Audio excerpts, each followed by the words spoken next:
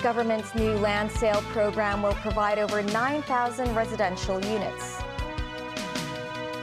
Chief Executive John Lee visits the Greater Bay Area. Supply shortage in the UK means supermarkets are rationing vegetable sales.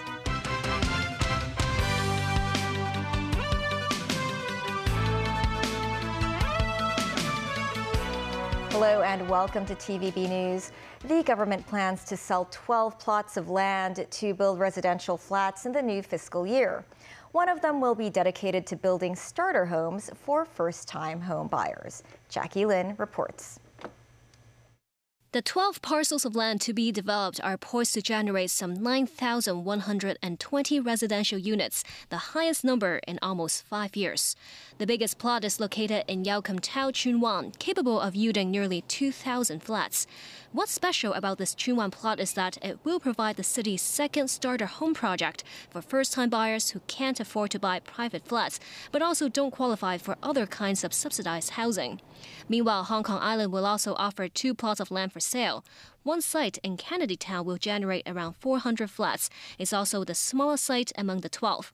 2 more plots are from Kai Tak.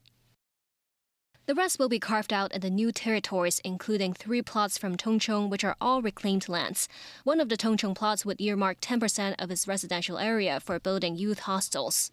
But with previous failures in tendering, when offers from land builders fell short of government sale targets, just how confident is the government in selling these plots of land successfully? The tender process, it takes 2 to tango. It's not just government's intention. The developers will also make their own decisions as to whether the sites are attractive to them and whether they fit into their individual investment policies and their financial situation and the prevailing market conditions. But we make our best endeavors to make the tenders work. Including the housing projects overseen by the Urban Renewal Authority and private redevelopment works, as well as those near Oyster Bay and Tung Chung East MTR stations. A total of 20,550 residential units could be generated in the new fiscal year. For commercial sites, the government will put up for sale 3 pieces of land in Kai Tak, Queensway and Wan Chai. Jackie Lin, TVB News. Chief Executive John Lee visited Guangzhou today, marking his first trip to a mainland city in the Greater Bay Area since assuming office. Lee said he will further strive for cross-border cooperation with other cities in the Greater Bay Area.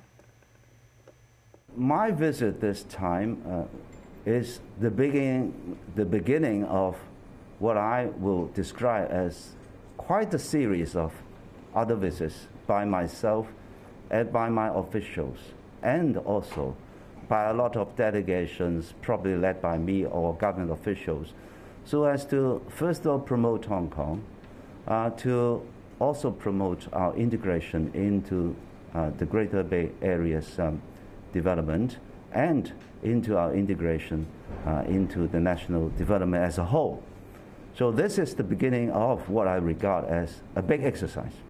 The CE said he would use this trip as an opportunity to increase mutual interactions of talent, innovation, and financial services.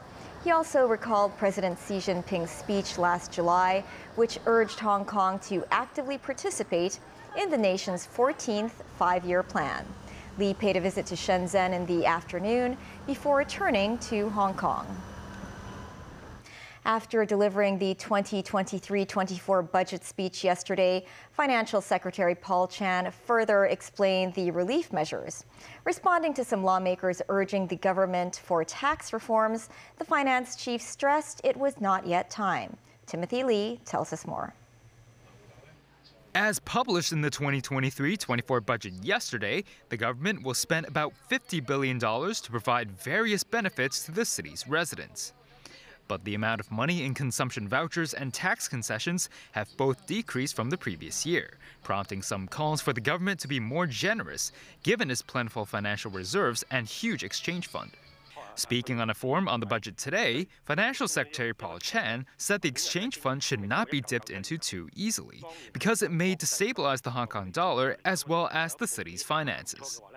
Chan also revealed that he had considered increasing salaries tax to help the government, but later abandoned the idea to provide more breathing space for economic recovery.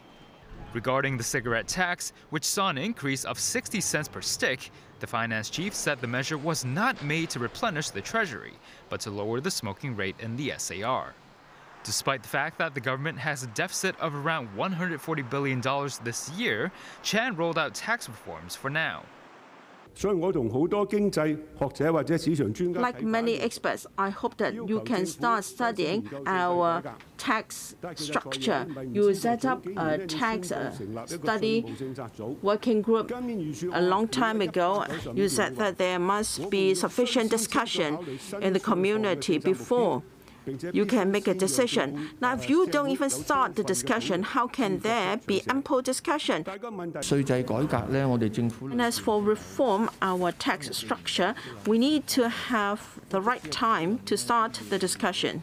We have been a few years of the epidemic. We were under stress and hardship. If we start this discussion right now, that may trouble society, and we are using various ways and means, and we should make good use of our fiscal reserves to stabilize the situation and people's confidence. The finance chief urged residents to be more understanding towards the proposals in the budget and noted that the government is bearing the economic hardship together with the city. Timothy Lee, TVB News. The budget has reserved $20 million for the city's Happy Hong Kong campaign, an initiative that will feature large-scale food fairs, gourmet marketplaces, and could create job opportunities for Hong Kong's youth. The Home and Youth Affairs Bureau, which is responsible for coordinating the campaign, announced that residents can use funds from April's newest round of consumption vouchers at the marketplace. Visitors will have the opportunity to try diverse cuisines from the city, the mainland, and abroad. The West Kowloon Cultural District Authority and Disneyland will also hold Happy Hong Kong themed fairs and carnivals. It's been reported that the mainland's Ministry of Finance has asked state-owned companies to phase out using the 4 biggest international accounting firms. This over concerns about data security risks. It comes despite a landmark Sino-U.S. deal last year that allowed U.S. audit inspections on hundreds of Chinese firms listed in New York. The Ministry of Finance has reportedly asked state enterprises to discontinue services from the Big Four auditors when their contracts expire. While offshore subsidiaries can still use U.S. auditors, parent companies are urged to hire local Chinese or Hong Kong accountants. Accountancy sector lawmaker Edmund Wong said the industry has always adhered to professional ethics, so data security concerns should not be an issue. During Foreign Minister Qin Gang's visit to Indonesia, he said China is willing to join hands with ASEAN to face up to geopolitical challenges. He also called on the association to reject ideas of decoupling and erecting walls between countries. The remarks were made when Qin met with ASEAN Secretary General Kao Kim-horn. Qin noted that the world economic recovery is still lackluster and the crisis in Ukraine has dragged on. The Asia-Pacific region faces a choice between peace and confrontation, cooperation and division. He said China supports ASEAN's persistence to stay strategically independent. The foreign minister also met with Indonesian President Joko Widodo and his Indonesian counterpart, Retno Marsudi. Qin stressed China will continue to consolidate the China-ASEAN partnership. Britain is facing a shortage of vegetables, particularly tomatoes, after supermarket supplies were hit by bad harvests in southern Europe and North Africa. In 4 of the 5 major supermarket chains, customers are facing rationing on some staple fruits and salad vegetables. This comes after shoppers have been facing record grocery price rises in recent months caused by the worst cost of living crisis in decades. Tracy Furness has more. Social media in the UK has been awash with pictures of empty fruit and vegetable shelves, with tomatoes in particular in short supply. Some of the biggest supermarkets have said they have introduced temporary rationing of items such as tomatoes, peppers, cucumbers, lettuce, broccoli, cauliflower and raspberries. Shoppers can only buy 3 units of each. Largely self-sufficient in the summer, Britain typically imports most of its tomatoes and lettuces from December to March. Due to the high cost of energy in Britain in recent months, the situation has been exacerbated by less winter production in Britain's greenhouses. Government opponents blame Brexit on the shortages, but industry analysts say the main culprit was bad weather hurting crop yields in Spain and Morocco. Spain had unusual cold weather and Morocco was hit by frosty temperatures in January and cancelled ferries due to bad weather, which meant less produce being shipped. British Retail Consortium said the disruption was expected to last a few weeks. Tracy Furness, TVB News. Former U.S. President Donald Trump's daughter, Ivanka Trump, and son-in-law Jared Kushner have been subpoenaed by special counsel Jack Smith to testify before a federal grand jury regarding the January 6, 2021 attack on the Capitol. Attorney General Merrick Garland appointed Smith last year to take over 2 investigations involving Donald Trump, who is running for president again in 2024. One investigation involves Trump's efforts to overturn the 2020 presidential election results. Jared Kushner and Ivanka Trump are the latest to be subpoenaed by Smith.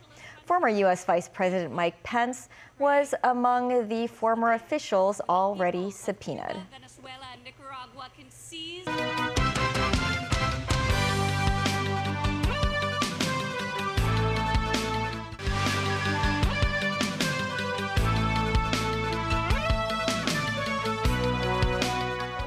Welcome back. Today is the last day that residents can register their prepaid SIM cards. Otherwise, their cards will be deactivated from tomorrow.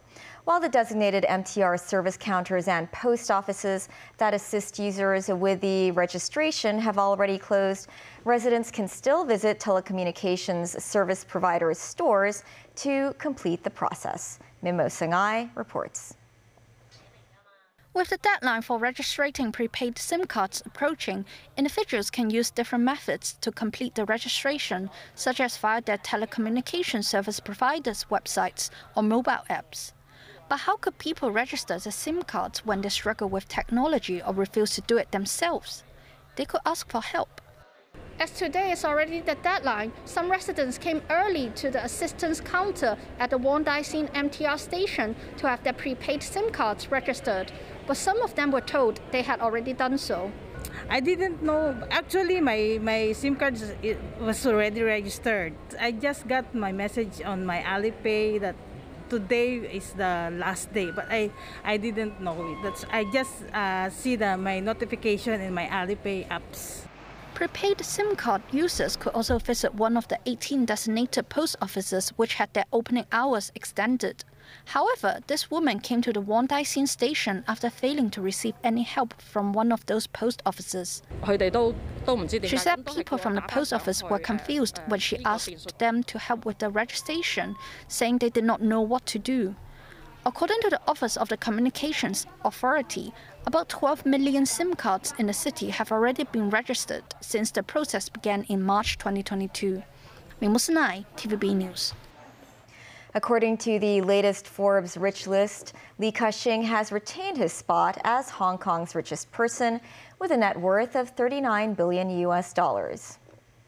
Even though the city's economy shrank by 3.5% in 2022, Li Ka-shing, former chairman of CK Hutchison, added $3 billion US to his wealth last year. Henderson Land founder Li Shaoqi takes second place with a net worth of $30.3 billion. Henry Cheng is in third with a total net worth of $28.9 billion, thanks to the strong performance of his Chow Tai Fook jewelry group. Canada's defense ministry said it had thwarted several surveillance attempts by China via air and sea over the past year. This after a newspaper reported that a Chinese floating device was found in the Arctic in autumn last year. The report said Canadian armed forces spotted Chinese monitoring buoys in the Arctic last year as part of an effort to provide early detection of threats to Canada's security. Earlier this month, a Chinese balloon, which the U.S. claimed to be a spying device, briefly crossed into Canadian airspace. Beijing's Ministry of Foreign Affairs said Canada should stop unwarranted speculation and smearing and trying to mislead the public.